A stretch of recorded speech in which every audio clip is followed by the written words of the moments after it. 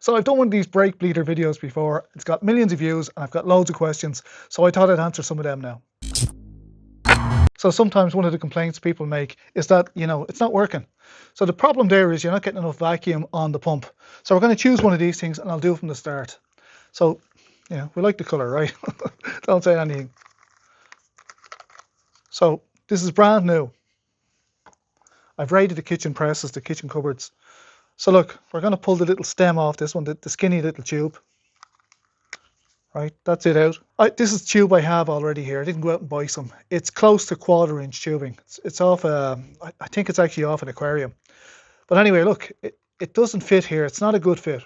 If you can't find anything at home, but you have a bit of tube, you can use a bit of hot glue. Heat the glue up. You can heat it on your cooker if you don't have a hot glue gun.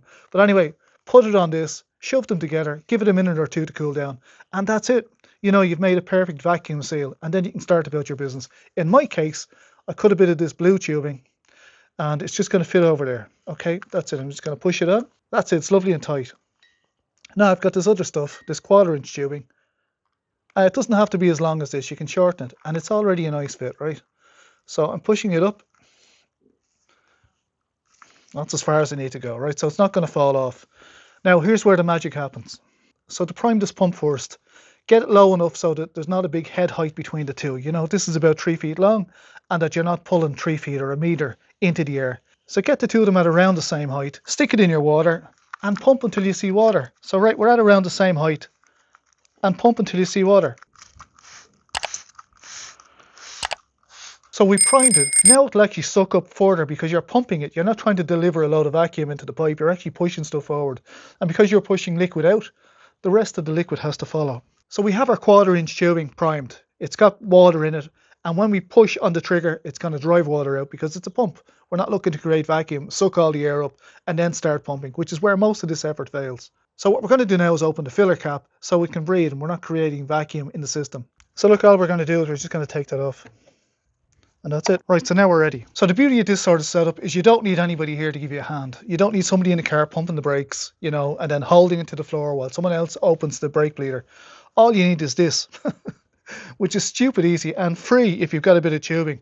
And everybody's got some sort of a pump in their kitchen cupboard, under the sink or wherever it is you put your stuff. But, cheap as chips. So this is a very simple process. I'm here on my own. I don't have assistance. And I'm going to show you just how easy this is. So look, this just creates a vacuum and pumps the fluid out. You can use it bleeding your oil boiler if you want. You can use it on clutches, ATVs, bicycles, motorbikes, anything that does this sort of a system. You're good to go. Now all we're going to do is loosen the bleed nipple. Right, this is easy. And we're going to put that hose on it. So we're going to put the spanner on. And we're going to put this on as well. Okay, so now we're going to, that's it loose. And this is how easy this thing is, right? So we have it cracked open. Now remember, we pre-primed this with a bit of water. You could pre-prime it with brake fluid if you have loads of it.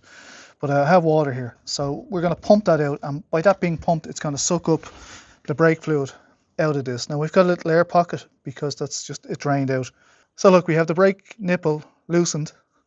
And we're just going to pump this now. Now see this? This is brake fluid coming out. Let me just get this where I can tighten it.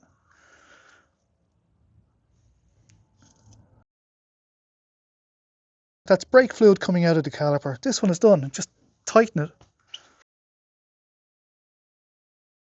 It's as easy as making a cup of coffee, We've got this one done. We got the air out. You see bubbles there as well. That's because they're outside of the system and it's drawing in a little bit of air on the thread. The thing is you're making vacuum there, so the air won't go back in through the thread. It's pulling. And that's it done. You can see the brake fluid there. And just make sure you keep topping up your reservoir. Okay, so I'm just adding a bit more brake fluid. So you're not pulling air into the system. So that the reservoir is full the whole time. You pump it, check your reservoir, pump it, check your reservoir.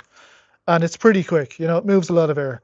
So I've used lots and lots of spray heads over the years, because they're bountiful. They're under your kitchen press or your kitchen cupboard, and that's it. So, do a car, throw it away, whatever you want. But there you go. Look, brake fluid in the cylinder, done. As easy as that. So look, if you can make coffee, you can do this. And if you can make coffee and do this, you can subscribe. So give us a thumbs up, subscribe down here somewhere. That'd be great. I'll see you in the next video. Bye for now. Good luck.